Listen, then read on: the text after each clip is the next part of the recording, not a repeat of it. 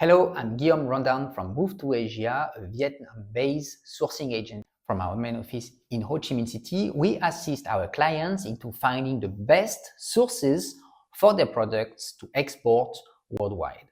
In today's episode, I would like to discuss about the needs and the importance of sourcing when you are located in an island. I'm thinking about places far away from mainland. It can be what we call in French the dom-tom, which are the departments and territories overseas but still control and belong to France. But this video can be also applicable for businesses that are located elsewhere. It can be the Mauritius, the Bahamas, Dominican Republic, or even the Maldives. So if you are managing an import-export business from those islands, this is a very important video, so you're going to understand the ins and outs of doing business in such remote islands, as well as all the challenging coming along the way. We will obviously talk about the freight differences, the pricing impact, and how you can supply enough goods in such small territories and with a pretty small customer base. Before we get into the topic of this video, we are Move to Asia, your go-to sourcing agency in Asia. We support clients from finding the right supplier, doing due diligence and audits on their behalf, organizing factory tours, taking care of the entire scope of their production needs on the operational point of view. We also manage our own warehouse, which is very suitable for mixed container consolidation. In the wrap, we are your local team in country to take care of the entire scope of your production needs. So what about shipping products and distributing them in such island? What are the main issues that businesses over there encounter?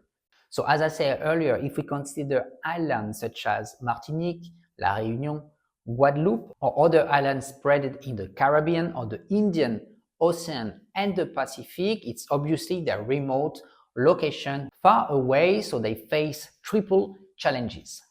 First, it's about the geographic isolation. If we consider the case of the French dom-tom that I explained earlier, consumer prices are up by about 25% compared to the mainland France.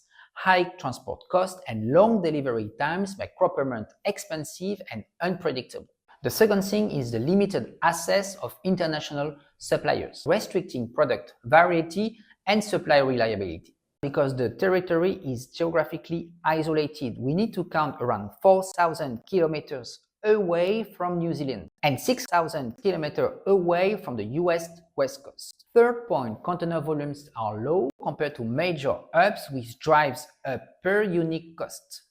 And fourth point, local ports are not as streamlined as in well-developed countries, and inter-island shipping also add layers of expenses. So in practice, for low-value items such as construction materials, consumer goods, or food-related products, freight can indeed represent 60 to 80% or even more of the landed cost. For higher value items, we can consider luxury goods or electronics. Freight will still be high, but smaller share of the final price. These challenges hit categories like textile, furniture, souvenirs, electronics, and everyday household products. Tourists and local residents alike demand quality products at competitive prices, but current supply chain struggle to deliver. So hopefully you understand about the main differences of sourcing and doing procurement from these islands with unique challenges. Now, what about Vietnam as a sourcing destination to consider? Vietnam is getting more and more awareness from global market and especially from island-based businesses looking for cost saving and supplier reliability. Vietnamese labor costs are about 1/3 of those in China while maintaining robust quality standards. The significant wage advantage translates directly into lower production costs. Vietnam offers diverse manufacturing capabilities around key sectors vital to any island economy, and especially those that rely a lot on tourism, from textile like beachwear and apparel, to handicraft and souvenir, to furniture and everyday household electronics. Vietnam becomes a more versatile sourcing partner. For dom-tom importers, they can also benefit from Vietnam's EVFTA agreements with the European nation, this free trade deal allows preferential or zero tariff on most Vietnamese exports to the EU, including French territories. From 2021 to 2024, Vietnam's export to France grew over 23%, reaching 7.5 billion US dollar of value of goods, reflecting growing trust and integration into the global supply chain. While Vietnam EVFTA agreement with the European Union is game changer for French territories, its extensive network of free trade agreements provides benefit to a much wider range of nations. For islands in Southeast Asia, Vietnam's role in the ASEAN Free Trade Area and the RCEP agreement means businesses in Indonesia, Malaysia, and the Philippines already enjoy preferential tariff and streamlined custom procedures. For others like Singapore, member of the CPTPP, it also provides a powerful framework for cost-effective sourcing from Vietnam. This favorable trade landscape translates directly into lower import duty and more competitive pricing for businesses regardless their location. Vietnam's infrastructure is also rapidly growing and is actually becoming one of the top priorities from the current government to streamline all the manufacturing output and make sure that all the efficiency is there for the supply chains and the logistics. Now, you may have heard about other destinations in Asia. We can consider Thailand, Cambodia, or India, for example. Let's discuss about the weaknesses and strengths about Vietnam compared to those nations. When comparing Vietnam with alternative sourcing options like Thailand, Cambodia, or India, it's not just about tariff that matter. Although Vietnam's preferential tariff rates are similar to their neighbors, it boasts a far higher capacity density. This means it has a greater concentration of experienced suppliers with proven track record, modern quality systems, and efficient export operation. While India is growing as a sourcing hub with a vast labor pool and competitive pricing, its supply chain can still face challenges in consistency, lead time, and infrastructure compared to Vietnam's more established export ecosystem. Now, when comparing Vietnam and Thailand as manufacturing bases, Vietnam offers lower labor costs, a younger workforce, and a broader access to modern trade agreements, making it highly competitive for labor-intensive sectors such as textile, footwear, furniture, and basic electronics. Its rapid industrial growth, however, is tempered by rising wages, infrastructure gap outside of major hubs, and skill shortages in precision industries. Thailand, in contrast, provides a more mature ecosystem with stronger infrastructure, skilled technical talents, and proven capabilities in complex manufacturing like automotive, machinery, and advanced electronics. Yet its higher operational cost, aging workforce, and market saturation can reduce competitiveness for high-volume, low-margin products. Ultimately, Vietnam is often favored for cost-sensitive, scalable production, while Thailand is better suited for higher value and technically demanding manufacturing. Vietnam exported over 400 million worth of goods last year, nearly 15 times the export volume of Cambodia. This scale enables supply chain stability, capacity for large orders, and flexibility to switch manufacturing lines without disruption, all critical for island-based sourcing businesses managing complex product ranges. Additionally, significant Chinese investment in Vietnam is modernizing factories, bringing technology and process improvement that further enhance production quality and competitive prices. Now, hopefully you get a better understanding about Vietnam capabilities and strengths versus other nations in Asia. Let's discuss about practical example and how you can start building your own supply chain in the country. The first thing you should do in the next 30 days is to prepare a sourcing feasibility spreadsheet for key products. Reach out to several Vietnamese suppliers to request samples and pricing. Then analyze the total cost, including tooling, shipping, and lead time. Then finally, begin piloting with one high potential product category, then you can just repeat that.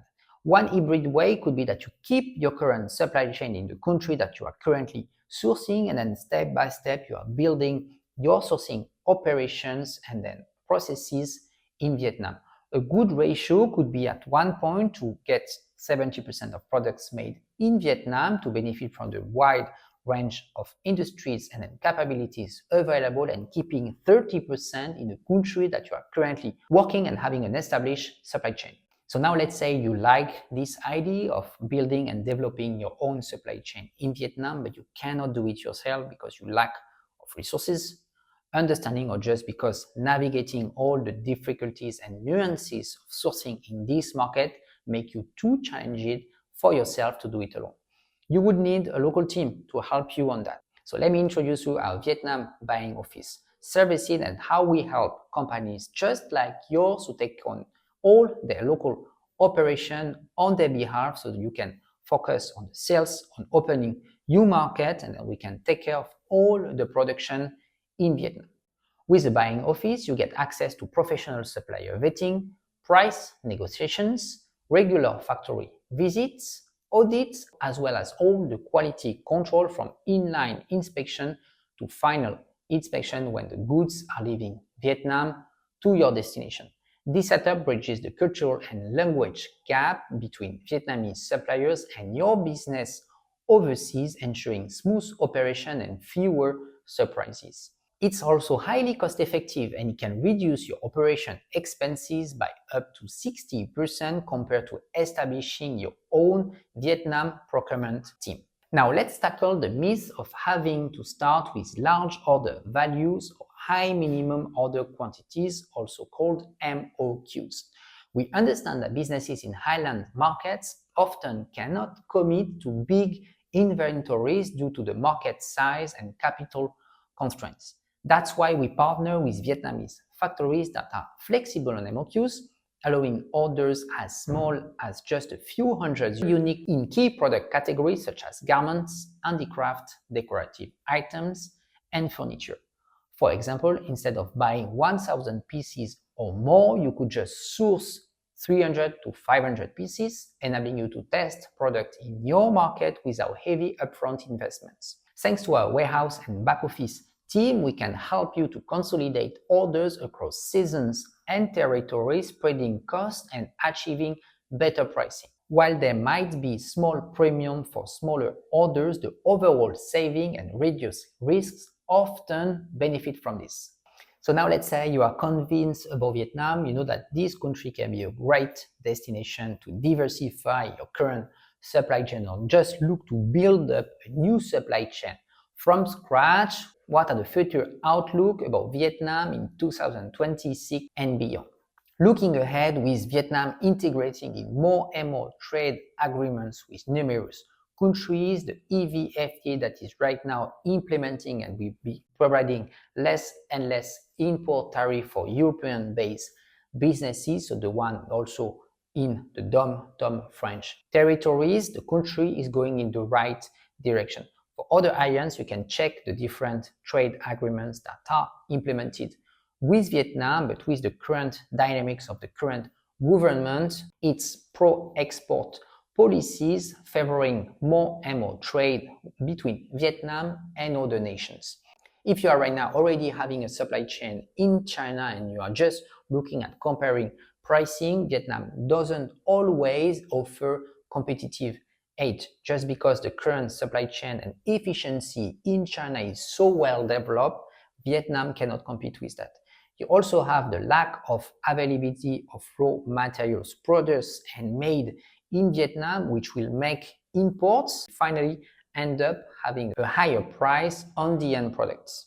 But if you stick to some of the key product categories that Vietnam is excelling at, we can consider garments, furniture, it can be indoor, outdoor, all handicraft products, footwear and shoes products, decorative item, nice boxes made by acacia fluorescent that can be sourced locally, also metal manufacturing that require a lot of manual work that is highly labor intensive. Then you have key industry that Vietnam can excel at, and you are sure that you find the right country for those product categories. So hopefully this video brings you a different perspective about Vietnam in terms of manufacturing capabilities. This country is becoming a key player in the region and getting more and more awareness from global market. So it's also interesting for islands and then businesses located over there to look into this destination for sourcing matters.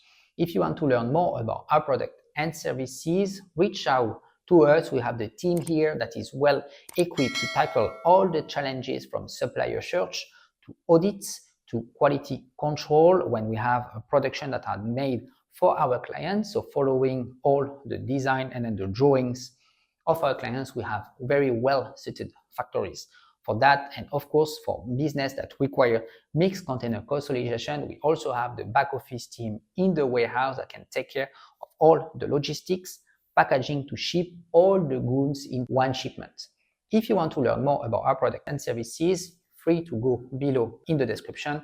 You will find more details and contact information to reach out to our sourcing team. We discuss about your plans into doing sourcing and manufacturing in Vietnam, share you some ins and outs about how things are done for your product category, and also tell you honestly if there is any feasibility of doing your products in the country. If yes, then you are good to go and to start implementing your own sourcing in Vietnam. If you enjoyed this video, leave a thumbs up and I see you in the next video. Thank you. Bye-bye.